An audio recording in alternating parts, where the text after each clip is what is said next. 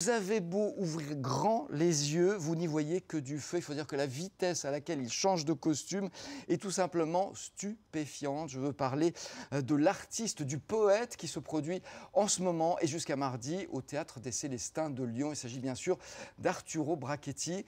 Bonjour maître. Bonjour, bonjour. Arturo Jusqu'à Brachetti. mardi de l'année prochaine, hein, parce qu'il reste 3 semaines ici alors.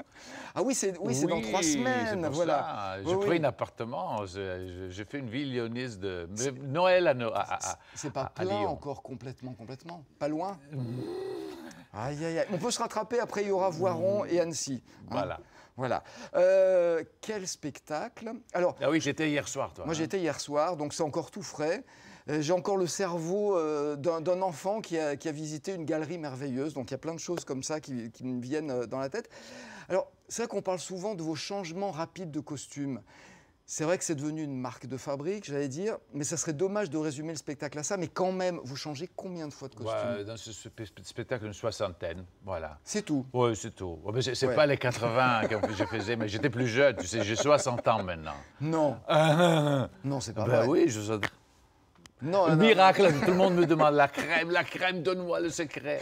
c'est l'enfant qui est en vous, en Non, fait, c'est qui ressort. le secret, c'est ma maman. Parce que si tu vois ma mère, le DNA de ma maman, c'est fantastique. Ouais. Elle est un enfant de 13 ans qui vit dans ma tête. Tu sais. Je suis un adolescent emprisonné dans un corps d'un monsieur de 60. Alors, le Théâtre des Célestins, c'est une grande salle. Oui. Il y avait des enfants, je ne sais pas s'il y en avait 10% de la salle, 20%, mais en fait, il n'y avait que des enfants dans la salle parce que les adultes je suis contagieux, redeviennent tu enfants. sais. Exactement. On va voir pourquoi, en quelques secondes, voilà, résumer ce spectacle s'appelle Solo en français ou Solo en italien. Regardez.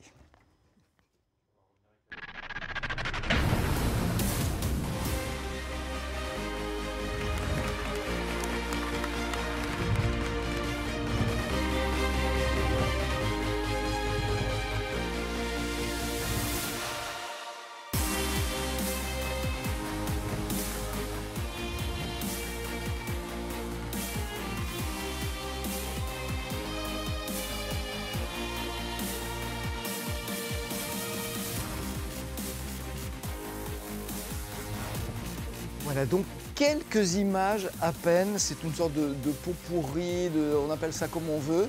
Ça donne une petite idée de la richesse de ce Ça spectacle. va vite, hein? Ça Parce va que je très m'ennuie vite. dans la vie, moi. C'est vrai? Au théâtre, en plus, terrifiant. Je m'ennuie souvent. Alors, il faut que je ne m'ennuie pas quand je travaille. Mais alors comment, je dis, quand on voit ce spectacle, comment est-ce qu'on arrive à concentrer autant d'idées en 1 heure et demie? Il faut dire que ce spectacle, C'est c'est du un peu travail, de quoi. best-of, tu vois. Alors, j'ai ramassé des vieux classiques comme Les Aubes chinoises, etc. Mais j'ai ajouté, par exemple, tu as vu que je dessine sur le sable.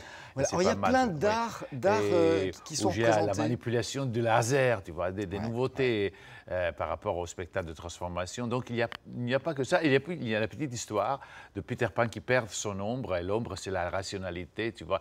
Quelqu'un c'est un garçon noir qui travaille avec moi, Kevin Michael Moore. Et donc, c'est la rationalité qui te veut amener sur la terre, qui te veut faire mourir ou vieillir. Et moi, je ne veux pas, alors je veux voler. Et je vole, naturellement. Je vole tous les jours. C'est Tout ma est permis au thérapie. théâtre. C'est ma thérapie, Ouais. tu sais. Et alors, on a aperçu dans Oui. ces quelques images une maison. Oui, il y a une maison d'enfance, Voilà, enfin qui est de présente poupée. du début à la fin. C'est un peu votre cerveau, finalement. C'est ça, mais c'est la maison que tout le monde a dans sa tête. Moi, je la vois dans la tienne, la maison. Chaque pièce de la maison. Les volets petite. sont ouverts, c'est pour ça. Oui, mais à cette heure-là, pas de beaucoup. Parce que tu sais, moi, je me couche à 4 heures la nuit. Alors maintenant, tu es dans mes rêves ou dans mes cauchemars, mais enfin, je suis encore tu vois, Alors, cette dans la maison, buée. il y a plusieurs pièces. Oui. Et on se balade dans les pièces. On Oui, ouvre la, des la portes. pièce des enfants, on la découvre pièce des de objets. besoin, la pièce de souvenir, oui. Ouais. C'est une excuse pour faire un numéro aussi. J'aimerais savoir où vous allez chercher toutes ces idées. Parce qu'il n'y a pas une seconde sans une idée nouvelle sur cette scène. Parce que moi, je fréquente beaucoup de jeunes. C'est pour ça que je me maintiens. Tu vois. Je ne peux pas sortir toujours avec des gens de mon âge qui me parlent de la prostate et des choses tristes comme ça. Alors, je vais voir des films de jeunes, je vais voir des spectacles de jeunes. Alors, je suis très stimulé par tout ça. Et à la fin, on fait le spectacle d'une façon pam, pam, pam. Alors ça marche, Feu d'artifice. Ça marche très bien. C'est un feu d'artifice pendant 1 heure et demie. Hein. Oui. C'est un bouquet final qui dure 1 heure et Mais demie. je fais aussi des doubles à mon âge. Ouais. Alors, petite chose, il y a un... J'ose pas que c'est un sketch, c'est un tableau dans lequel vous avez un chapeau qui n'est pas un chapeau. En fait, c'est une sorte de cercle de avec un feutre, trou, ouais. voilà, un bout de feutre. Et vous inventez 50 000 chapeaux avec Oui. ça. Et si on se souvient bien, dans les années 60, je crois, Fernand Reynaud, qui était français, Oui. avait aussi un chapeau qui transformait. Ben, tu sais, ce chapeau, il est du 1616. Alors, je pense que j'étais très jeune, mais beaucoup de gens, ils l'ont fait, notamment à la fin du 19e, même des Français, des artistes de musical. Ça s'appelle le chapeau de Tabarin. C'est vrai, 1616, sur la place des Innocents à Paris, un monsieur qui faisait ce chapeau pour vendre du sirop.